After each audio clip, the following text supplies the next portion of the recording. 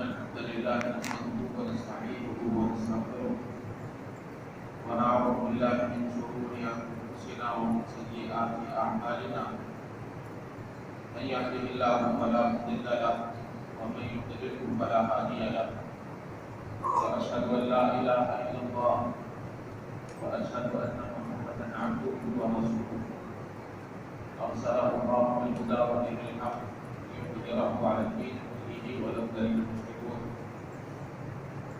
اللهم صل على محمد وعلى آل محمد كما صليت على إبراهيم وعلى آل إبراهيم إنك حميد مجيد اللهم بارك على محمد وعلى آل محمد كما باركت على إبراهيم وعلى آل إبراهيم إنك حميد مجيد أما بعد فإن خير الحديث كتاب الله وخير الهدي هدي محمد صلى الله عليه وسلم وشر الأمور محدثاتها وكل محدثة بدعة وكل بدعة ضلالة وكل ضلالة في النار أعوذ بالله السميع العليم من الشيطان الرجيم من همزه ونفخه ونفثه بسم الله الرحمن الرحيم يا أيها الذين آمنوا اتقوا الله وقولوا قولا سديدا يصلح لكم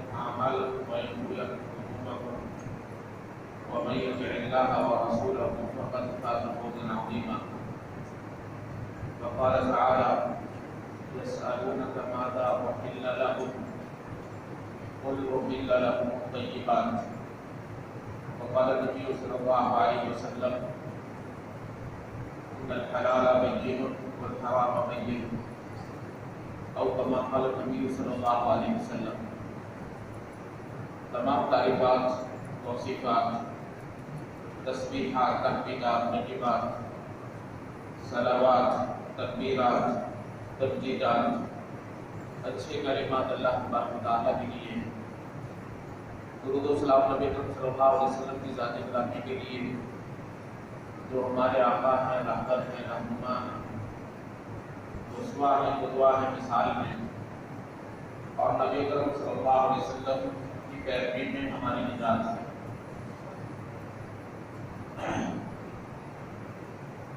یہ دین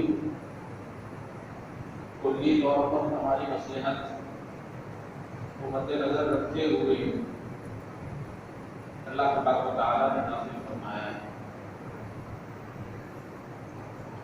ہے تو آزمائش.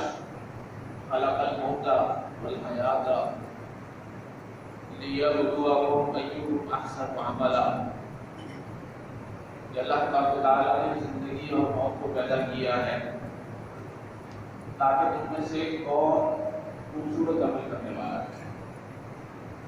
آزمائش بھی ہے اور ساتھ ساتھ میں اس کے اندر خوبصورتی بھی پائی جاتی ہے. آزمائش بھی ہے اور خوبصورتی بھی ہے. اس سے یہ پتہ چلتا ہے کہ یہ سارا کا سارا ہماری مصلحت اور ہمارے فائدے کو مد نظر رکھ کر بنایا ہے. تو یہ اللہ تبارک و تعالیٰ کی رحمت ہے، اللہ تبارک و تعالیٰ کا فضل ہے، اللہ تبارک و تعالیٰ کی محبت ہے اپنی مخلوق کے ساتھ.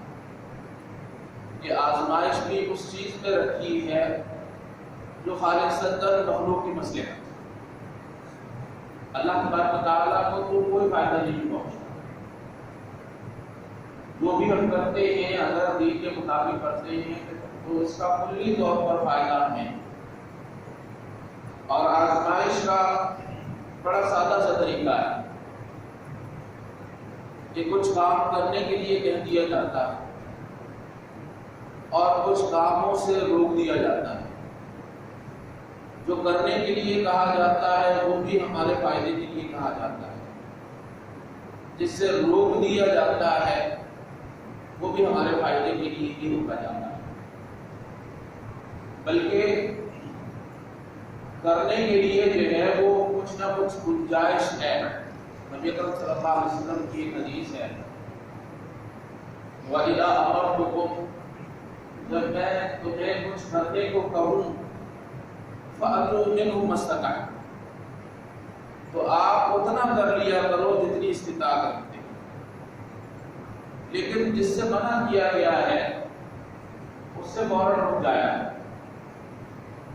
آگے دیکھیے کہ ہمارے فائدے کو اللہ تعالیٰ نے کس قدر مد نظر رکھا ہے، اور یہ شریعت کس قدر ہماری مصلحتوں کو مد نظر رکھتی ہے۔ نبی اکرم صلی اللہ علیہ وسلم کی ایک حدیث ہے، من حسن اسلام المرء ترکہ ما لا یعنی، کہ اچھا مسلمان وہ ہے جو فضول باتوں کو چھوڑ دیتا ہے۔ اچھا مسلمان وہ ہے جو اپنے آپ کو فضولیات میں الجھاتا نہیں۔ اور فضولیات کس کو کہتے ہیں؟ وہ کام جس کے کرنے میں نہ دنیاوی فائدہ ہے نہ اخروی فائدہ، ٹائم کو ضائع کرنا،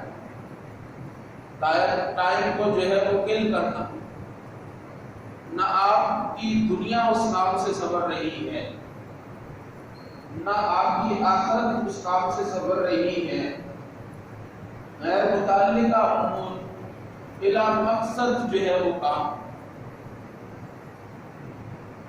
جو مسلمان نہیں کرتا وہ اچھا مسلمان۔ اور پھر نبی اکرم صلی اللہ علیہ وسلم فرماتے ہیں کہ اتقوا الشبہات ومن اتقى الشبہات فقد استبرأ لدینہ وعرضہ۔ پہلا یہ ہے، سب سے بہترین مسلمان تو وہ ہے جو فضول کام بھی نہیں کرتا۔ اور پھر یہ بھی انسٹرکشنز ہیں اسلام کی طرف سے کہ شبہات والی چیزوں سے بچا جائے، کیونکہ شبہات والی چیزوں سے بچنے سے انسان کا دین بھی محفوظ ہو جاتا ہے، عزت بھی محفوظ ہو جاتی ہے۔ نبی اکرم صلی اللہ علیہ وسلم نے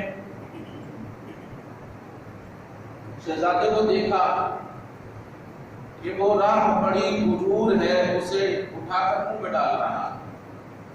نبی اکرم صلی اللہ علیہ وسلم نے اپنے نواسے کو کہا اسے تھوک دو، کیونکہ ہو سکتا ہے یہ صدقے کی کھجور، اور صدقہ جو ہے وہ آل محمد صلی اللہ علیہ وسلم پر حرام ہے۔ یعنی نبی اکرم صلی اللہ علیہ وسلم نے، آپ کو معلوم ہے کھجور حلال ہے، لیکن راہ بڑی کھجور کیونکہ اس میں شبہ ہے کہ ہو سکتا ہے صدقے کی، تو نبی اکرم صلی اللہ علیہ وسلم نے اس مشکوک چیز سے جو ہے وہ رکنے کا حکم دیا ہے، اور کہا ہے کہ آپ نہ کھائیے کیونکہ ہو سکتا ہے یہ صدقے کی ہو، اور جو ہے وہ آپ حرام کا ارتکاب نہ کر بیٹھیں۔ یہ نبی اکرم صلی اللہ علیہ وسلم نے اسی حدیث میں بتایا ہے جس میں میں نے یہ بات کی، وَمَنْ وَقَعَ فِي الشُّبْهَاتِ، جو شخص شبہات میں پڑتا ہے وقع فی الحرام، وہ دراصل بسا اوقات حرام کا ارتکاب کر بیٹھتا ہے۔ اور حرام کے بارے میں تو نبی اکرم صلی اللہ علیہ وسلم نے واضح ہدایات دی ہیں، وَحَدَّ حُدُودًا فَلَا تَعْتَدُوهَا، کہ اللہ تبارک تعالیٰ نے کچھ حدیں مقرر کر رکھی ہیں، ان حدوں کو تجاوز نہ کیا کرو۔ اور نبی اکرم صلی اللہ علیہ وسلم کی ایک اور حدیث ہے، نبی اکرم صلی اللہ علیہ وسلم فرماتے ہیں وَحَرَّمَ عَنْ أَشْيَاءٍ فَلَا تَنْتَهِكُوهَا، اللہ تبارک تعالیٰ نے بعض چیزیں حرام کر دی ہیں، اس کی حرمت کو پامال نہ کیا جائے۔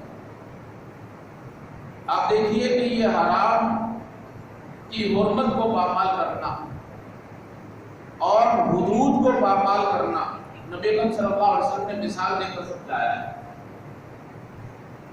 کہ اگر کوئی شخص آپ کے گھر میں جھانکتا ہے آپ کی بلا اجازت، یہ گھر جو ہے آپ کی حدود ہے، چار دیواری ہے، چادر اور چار دیواری کا تقدس، یہ جملہ بڑا سنا ہوگا۔ اسلام نے چادر اور چار دیواری کا تقدس اس قدر رکھا ہے کہ اگر آپ کی بلا اجازت کوئی آپ کے گھر میں جھانکتا ہے اور آپ کوئی نوکیلی چیز اس کی آنکھ میں مارتے ہیں اور اس کی آنکھ ضائع ہو جاتی ہے،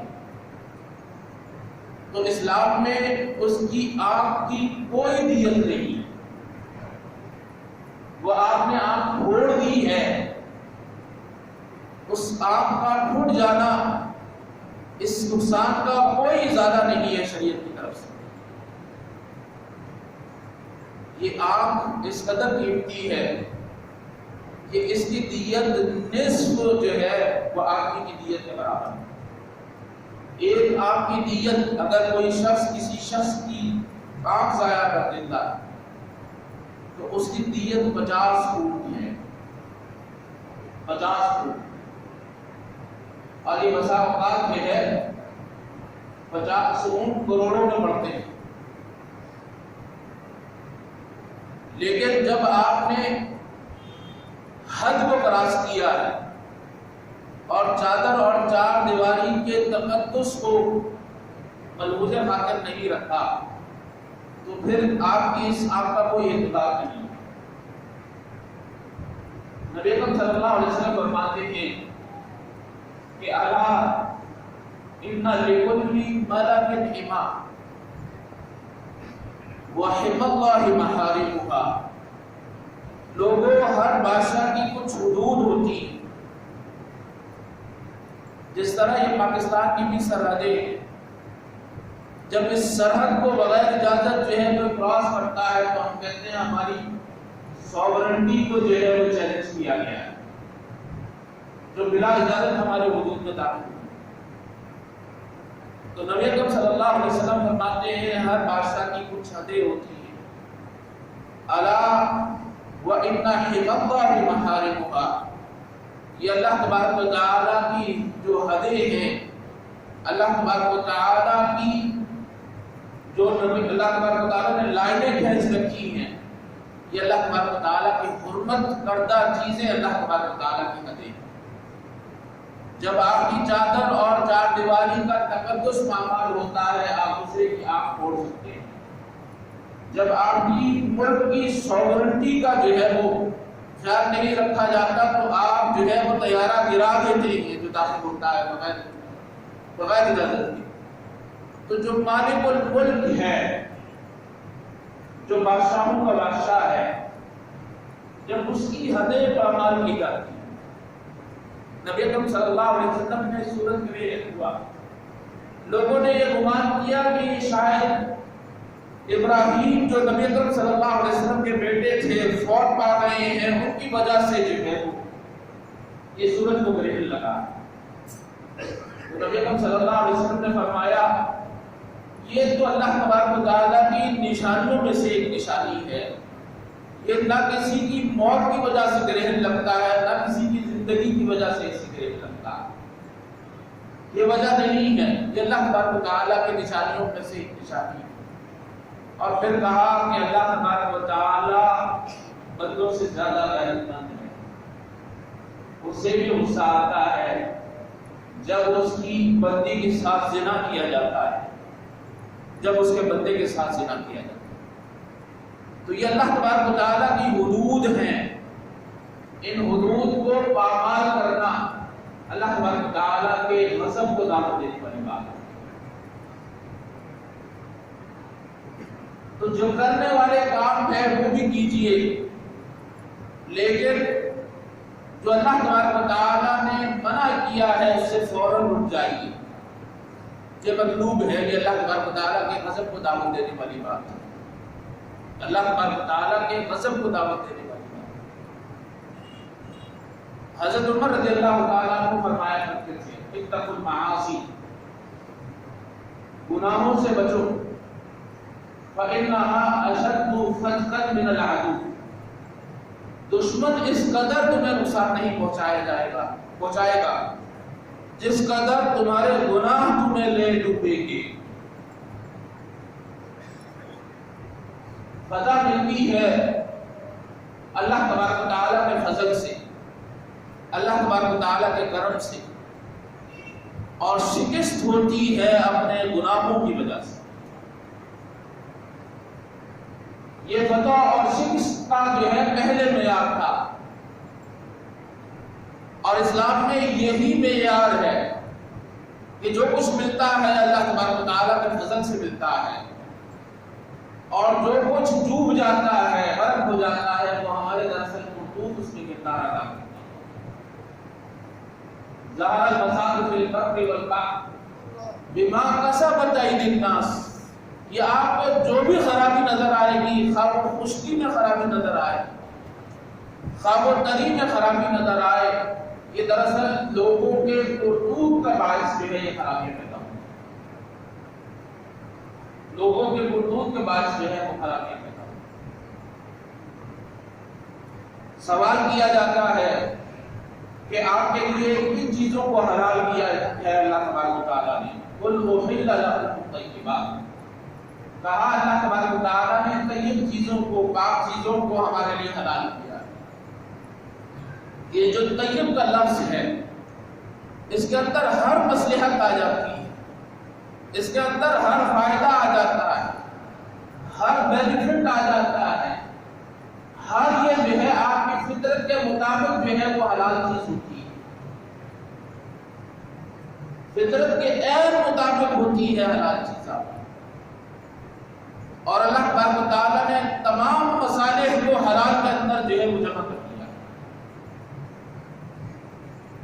اور جو حرام ہے نبی اکرم صلی اللہ علیہ وسلم کے بارے میں آتا ہے وَيُحِلُّ لَهُمُ الطَّيِّبَاتِ، اللہ تبارک و تعالیٰ نے نبی اکرم صلی اللہ علیہ وسلم کی یہ ذمہ داری لگائی ہے کہ طیب چیزوں کو حلال ہمارے لیے کر سکیں، وَيُحَرِّمُ عَلَيْهِمُ الْخَبَائِثَ، جتنی نقصان دہ چیزیں ہیں، جتنی چیزیں جس کے اندر فساد ہے، جو آپ کی فطرت کے خلاف ہے، جو آپ کو جو ہے ہمیشہ نقصان پہنچاتی ہیں، جو خبیث ہے، اللہ تبارک و تعالیٰ نے وہ حرام کرا دیا، حرام کرا دیا، یہ فطرت ہے۔ نوجوان آیا کہا کہ اذنی فی الزنا، مجھے زنا کی اجازت چاہیے۔ نبی اکرم صلی اللہ علیہ وسلم نے کہا یہ آپ اپنی ماں کے لیے پسند کرتے ہیں؟ کہا لا، نبی اکرم صلی اللہ علیہ وسلم ہرگز نہیں۔ کہا لوگ بھی اپنی ماں کے لیے کام نہیں کر سکتے۔ کہا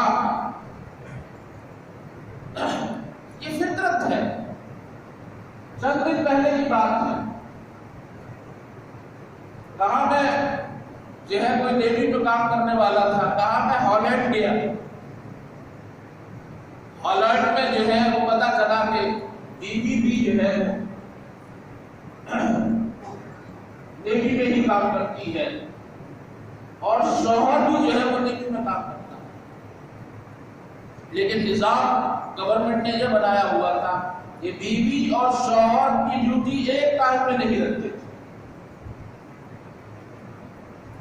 ہم نے دیکھا کہ شوہر کی بھی جو ہے وہ سہیلیاں ہیں اور بیوی کے بھی جو ہے وہ دوست، تو شوہر جو ہے وہ بڑی کوشش سے بتایا جاتا ہے، لیکن وہ شخص کہتا ہے جب میں نے بات کی، مغرب میں بنا ہوا شخص ہے، ہالینڈ سے تعلق، جب میں نے بات کی بیوی کے دوستوں کے بارے میں، وہ شخص اس سے میں آ گیا۔ یہ فطرت ہے، اللہ تبارک و تعالیٰ نے اسی طرح انسان کو بنایا، اسی طرح انسان کو بنایا۔ کہا مجھے زنا کی اجازت دیجیے، کہا اپنی ماں کے لیے یہ پسند کرتے ہو؟ کہا نہیں۔ کہا اپنی بہن کے لیے پسند کرتے ہو؟ کہا نہیں۔ کہا میں بھی نہیں پسند کرتی۔ کہا اپنی بیٹی کے لیے پسند کرتے ہو؟ کہا نہیں۔ کہا لوگ بھی اپنی بیٹیوں کے لیے نہیں پسند کرتے۔ اور پھر نبی اکرم صلی اللہ علیہ وسلم نے اس کے سینے پر ہاتھ رکھا اور کہا اللہم طہر قلبہ وحسن فرجہ، اللہ تبارک و تعالیٰ اس کے دل کو پاکیزہ کر دے اور اس کی شرمگاہ کی حفاظت فرمائے۔ تو جو بھی گناہ ہے، جو بھی حرام کردہ چیز ہے، وہ ہماری فطرت کے خلاف ہے، ہماری فطرت اسے قبول نہیں کرتی۔ جب بھی نبی اکرم صلی اللہ علیہ وسلم نے کیا خوبصورت بات کی ہے، البر مطمئن الیہ النفس واطمئن الیہ القلب، نیکی کیا ہے؟ صحابی پوچھتے ہو، میں تمہیں بتاتا ہوں نیکی یہ ہے، نیکی وہ ہے جس سے دل کو اطمینان ملتا ہے اور نفس کو سکون ملتا ہے. والاسم ما حاک فی صدرک، اور گناہ سے تو دل پریشان ہو جاتا ہے، غیر مطمئن ہو جاتا ہے، اضطراب پیدا ہوتا ہے، تردد پیدا ہوتا ہے، تذبذب پیدا ہوتا ہے. وَقَرِنْتَ يُطَّلِعَ عَلَيْهِ، اور آپ گناہوں کو چھپاتے پھرتے ہیں کہ کسی کو پتہ نہ چلے.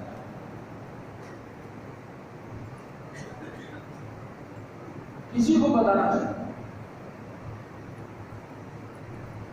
یہ ہے حلال و حرام، یہ ہے حلال و حرام. کہ اللہ تبارک و تعالیٰ نے حلال بنایا ہے، آپ کی طبیعت کے مطابق بنایا.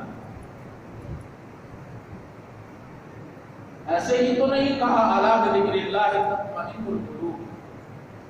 سکون ملے گا تو اللہ تبارک و تعالیٰ کے ذکر کرنے سے ملے گا. اس لیے کہ یہ ہماری طبیعت کے مطابق، طبیعت کے مطابق. اسلام ہے ہی فطرت. آپ کی طبیعت جس طرح کی ہے اس طرح اسلام ہے. نبی اکرم صلی اللہ علیہ وسلم فرماتے ہیں کل مولود یولد علی الفطرہ، ہر بچہ جو پیدا ہوتا ہے وہ فطرت پر پیدا ہوتا ہے، اور فطرت اسلام ہے. فَأَبَوَاهُ يُهَوِّدَانِهِ أَوْ يُنَصِّرَانِهِ أَوْ يُمَجِّسَانِهِ أَوْ كَمَا قَالَ النَّبِيُّ صلی اللہ علیہ وسلم. یہ تو ماحول اسے جو ہے وہ تبدیل کرتا ہے، ماحول اسے جو ہے وہ یہودی بنا دیتا ہے، ماحول اسے عیسائی بنا دیتا ہے، ماحول اسے مجوسی بنا دیتا ہے، ماحول اس کی فطرت کو تبدیل کرتا ہے.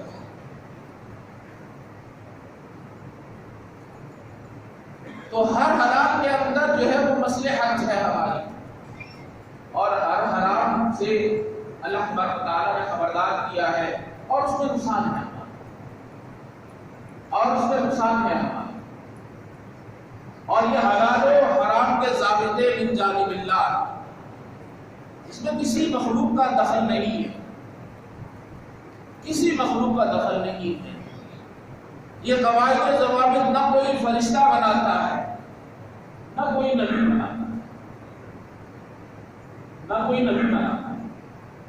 یہ دراصل من جانب اللہ ہے. جس نے جو ہے وہ پیدا کیا ہے، الا لہ الخلق والامر، جس کی مخلوق ہے اسی کا دراصل حکم چلے گا. جس کی مخلوق ہے اسی کا دراصل حکم چلے گا، اس کے علاوہ کسی کا حکم نہیں چلے گا. یا ایھا النبی بسم اللہ الرحمن الرحیم، اے نبی لما تحرم ما احل اللہ. نبی اکرم صلی اللہ علیہ وسلم جس چیز کو اللہ تبارک و تعالیٰ نے حلال قرار دے دیا ہے اس کو آپ حرام کس طرح کر سکتے ہیں؟ آگے بڑی سخت بات ہے سورہ تحریم کے اندر، بڑی سخت بات. یہ کسی مخلوق کا اختیار نہیں ہے. نبی اکرم صلی اللہ علیہ وسلم نے عدی بن حاتم رضی اللہ تعالی عنہ کے گلے میں سلیب دیکھی، ابھی مسلمان نہیں ہوئے تھے. یہ مشہور کردار حاتم طائی کا بیٹا ہے، عیسائی تھا. تو نبی اکرم صلی اللہ علیہ وسلم نے کہا اتخذوا احبارهم ورهبانهم اربابا من دون اللہ. انہوں نے اپنے پوپ اور پادریوں کو اللہ تبارک و تعالیٰ کے علاوہ رب بنا رکھا ہے. کہا ما عبدناہم. نبی اکرم صلی اللہ علیہ وسلم آپ یہ بات صحیح نہیں کر رہے، ہم نے جو ہے کبھی اپنے پوپ پادریوں کی عبادت نہیں. کہا جب آپ کے پوپ پادریوں نے حلال کو حرام کہا، حرام کو حلال کہا، کیا آپ نے اس کو تسلیم نہیں کیا؟ کہا ہاں یہ تو چلتا ہے، کہا یہ تو چلتا ہے. نبی اکرم صلی اللہ علیہ وسلم نے کہا ان کا عبادت کو یہی ان کی عبادت کرنا ہے، یہی ان کی عبادت کرنا ہے۔ اسی لیے تو ہم کہتے ہیں کہ اگر محمد عربی صلی اللہ علیہ وسلم کی بات کو ترک کر کے کسی کی بھی بات مانی جائے تو یہ جو ہے وہ بات بہت آگے چلی جاتی ہے۔ یہ دراصل اس شخص کو رب بنانا ہے، اس کو امام بنانا نہیں ہے، اس آدمی کو امام بنانا نہیں ہے، اس شخص کو رب بنایا جاتا ہے جس کی پیروی محمد عربی صلی اللہ علیہ وسلم کو چھوڑ کر کی جاتی ہے۔ نبی اکرم صلی اللہ علیہ وسلم نے کہا جو حلال کو حرام بناتا ہے، حرام کو حلال بناتا ہے، دراصل وہ رب بننے کی کوشش کرتا ہے۔ یہ جو آیت ہے اس طرح کا مضمون جگہ جگہ قرآن میں پایا جاتا ہے، اشتروا بآیاتی ثمنا قلیلا۔ آج کل کے نادان کیا کہتے ہیں جی، یہ دراصل جو مولوی صاحب تنخواہ لیتے ہیں وہ دراصل اشتروا بآیاتی ثمنا قلیلا کی تفسیر جو ہے اللہ تبارک و تعالیٰ کی آیتوں کے بدلے دراصل وہ تنخواہ لے رہے ہیں۔ اعوذ باللہ من الشیطان الرجیم۔ یہ وہ تفسیر ہے جو نہ رسول اللہ صلی اللہ علیہ وسلم نے کی، یہ وہ تفسیر ہے نہ صحابہ اکرام نے کی ہے، یہ وہ تفسیر ہے نہ محدثین نے کی ہے، یہ وہ تفسیر ہے جو نہ مفسرین نے کی ہے۔ یہ آپ کے ذہن میں شیطانی خیال اب آیا ہے کہ مولوی تنخواہ کیوں لیتا ہے۔ یہ بات پچھلی صدیوں میں کسی نے نہیں، نبی اکرم صلی اللہ علیہ وسلم اس کے بارے میں کیا کہا کرتے ہیں؟ نبی اکرم صلی اللہ علیہ وسلم کہا کرتے تھے کہ اشتروا بآیاتی ثمنا قلیلا کا مطلب یہ ہے غلط فتویٰ دے دو،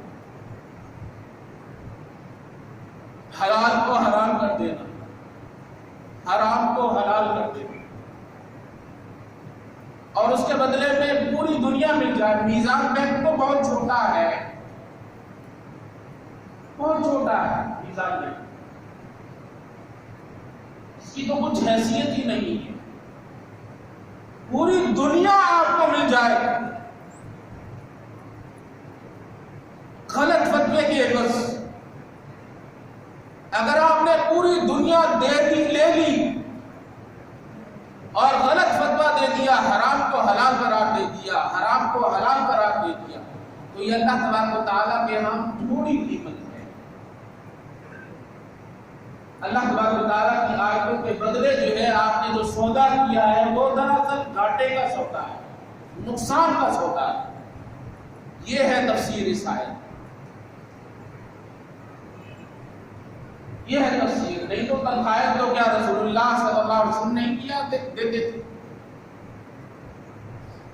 کیا قاضیوں کو جو ہے تنخواہیں نہیں جاتی تھی؟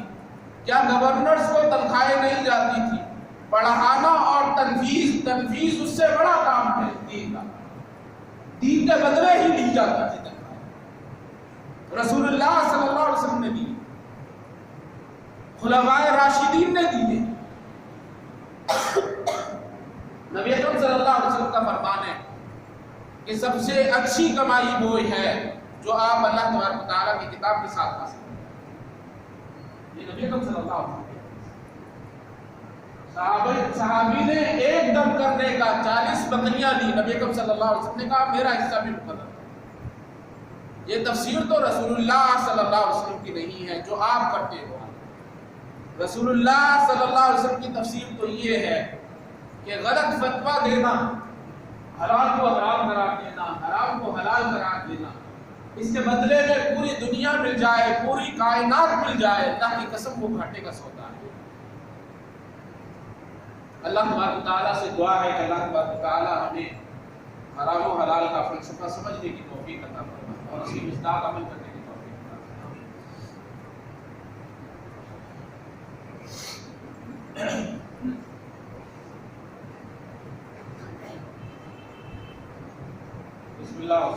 والسلام على رسول الله أما بعد فأعوذ بالله من الشيطان الرجيم بسم الله الرحمن الرحيم قال صحابي أرأيت إن صليت المكتوبات وصمت رمضان وأحللت الحلال وحرمت الحرام أدخل الجنة؟ قال نعم. وكما قال النبي صلى الله عليه وسلم یہ حلال و حرام جو ہے وہ اس قدر اس کو محفوظ خاطر رکھنا چاہیے، بلکہ اس قدر ہماری تربیت کی جاتی ہے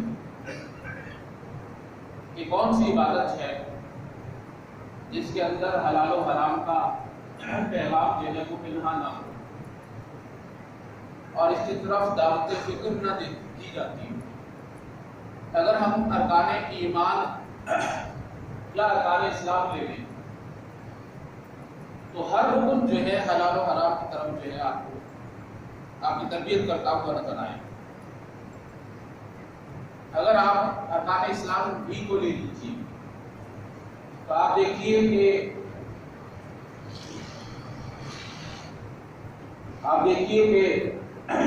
پہلا رکن ہے اشہد ان لا الہ الا اللہ واشہد ان محمدا عبدہ ورسولہ۔ تو اشہد ان لا الہ الا اللہ میں آپ کو پہلے حرام سے خبردار کیا جا رہا ہے۔ لا الہ کا مطلب کیا ہے؟ شرک سے اجتناب، اور یہ حرام کاموں میں سب سے بڑا حرام ہے، سب کو پتا ہے۔ حرام کاموں میں سب سے بڑا حرام جو ہے اللہ تبارک تعالیٰ کے ساتھ شرک کرنا ہے۔ تو پہلے رکن کے اندر آپ کو پہلے حرام سے خبردار کیا جانا، لا الہ کوئی معبود نہیں۔ پھر آپ کو حلال کی طرف دعوت دی جا رہی ہے الا اللہ۔ اسی کے دوسرے حصے کو لے لیجیے واشہد ان محمدا عبدہ ورسولہ۔ نبی اکرم صلی اللہ علیہ وسلم کی اتباع اور پیروی کسی بھی نیک کام کی قبولیت میں شرط ہے۔ ساتھ ساتھ میں نبی اکرم صلی اللہ علیہ وسلم اس کا مفہوم مخالف یہ نکلتا ہے کہ وشر الامور محدثاتها وكل محدثة بدعة وكل بدعة ضلالة وكل ضلالة في النار۔ کہ نبی اکرم صلی اللہ علیہ وسلم سے ہٹ کر کوئی بھی کام کیا جائے گا وہ دراصل نیا کام ہوگا، اور ہر نیا کام جو ہے اس کو شریعت میں بدعت کہا جاتا ہے، اور ہر بدعت جو ہے وہ گمراہی ہے، اور ہر گمراہی جو ہے اس کا بناء ٹھکانا جہنم ہے۔ پھر آپ اس کے بعد دوسرا رکن لے لیجیے، نماز ہے۔ نماز کی ابتدا کس جو ہے وہ چیز سے ہوتی ہے؟ نماز میں ہم داخل کس طرح ہوتے ہیں؟ نماز ہم تکبیرۃ الاحرام کہتے ہوئے داخل ہوتے ہیں، تکبیرۃ تحریمہ کہتے ہوئے داخل ہوتے ہیں۔ اور تکبیرۃ الاحرام کے لفظ کے اوپر غور کیجیے کہ اس تکبیر سے پہلے بہت کچھ حلال تھا، اب اس تکبیر کے بعد بہت کچھ حرام ہو گیا۔ اب آپ کی حرکات و سکنات آپ کی مرضی کے مطابق نہیں ہوگی، آپ کے منہ کے اندر جو الفاظ ہیں، زبان پر جو ہے وہ جو باتیں ہیں وہ آپ کی مرضی کی نہیں ہوگی، آپ کی نظر جو ہے آپ کی مرضی کے مطابق ادھر ادھر نہیں ہوگی۔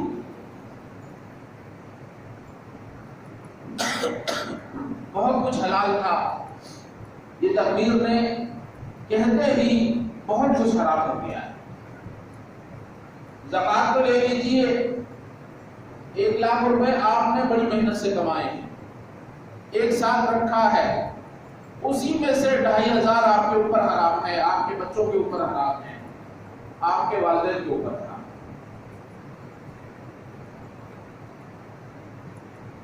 روزے دیکھ لیجیے، کھانا پینا حرام ٹھہرتا۔ وَفِي بُضْعِ أَحَدِكُمْ صَدَقَةٌ، نبی اکرم صلی اللہ علیہ وسلم فرماتے ہیں کہ کوئی اپنی شہوت پوری کرتا ہے اس کے اندر بھی اجر ہے۔ صحابہ کرام نے تعجب کیا، کہا یہی کام حرام راستے سے کرو گے تو کیا اس کے اوپر گناہ نہیں ہوگا؟ کہا ہاں گناہ تو ہوگا۔ کہا جب حلال راستے سے کرو گے تو اس کے اندر ثواب اللہ تبارک و تعالیٰ نے۔ اس سے یہ پتہ چلتا ہے کہ ہر حلال کے اندر اجر ہے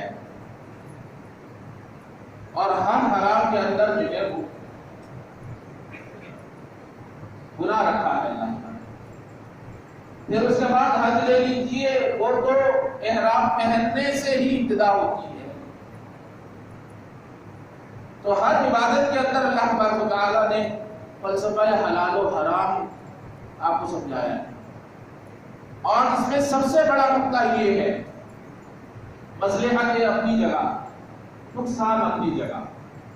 سب سے بڑی مصلحت یہ ہے کہ اللہ تبارک و تعالیٰ جاننا چاہتے ہیں کون اللہ تبارک و تعالیٰ کی بات مانتا ہے، کون رسول اللہ صلی اللہ علیہ وسلم کی پیروی کرتا ہے، اور کون جو ہے رسول اللہ صلی اللہ علیہ وسلم کی بات نہیں مانتا۔ یہ سب سے بڑی مصلحت ہے، یہ سب سے بڑا نقطہ ہے، یہی اول ہے، یہی آخر ہے، یہی اول ہے، یہی آخر ہے۔ آپ جاننا چاہتے ہیں کہ آپ کا بچہ آپ کی بات مانتا ہے کہ نہیں مانتا، دو ہی ضابطے ہیں، یا کچھ کرنے کا کہیں گے یا کسی چیز سے روک دے گی۔ یہی سے پتہ چل جائے گا آپ کتنے پانی میں ہیں، آپ کی بات کا کس قدر اعتبار ہے۔ وَمَا جَعَلْنَا الْقِبْلَةَ الَّتِي كُنْتَ عَلَيْهَا إِلَّا لِنَعْلَمَ مَن يَتَّبِعُ الرَّسُولَ۔ ہم نے قبلہ اس لیے تبدیل کیا ہے تاکہ ہم جان لیں کون بلا کسی چو چرا کے، بلا کسی بس و پیش کے، بلا کسی تردد کے، بلا کسی انقباض کے جو ہے رسول اللہ صلی اللہ علیہ وسلم کی پیروی کرتا ہے۔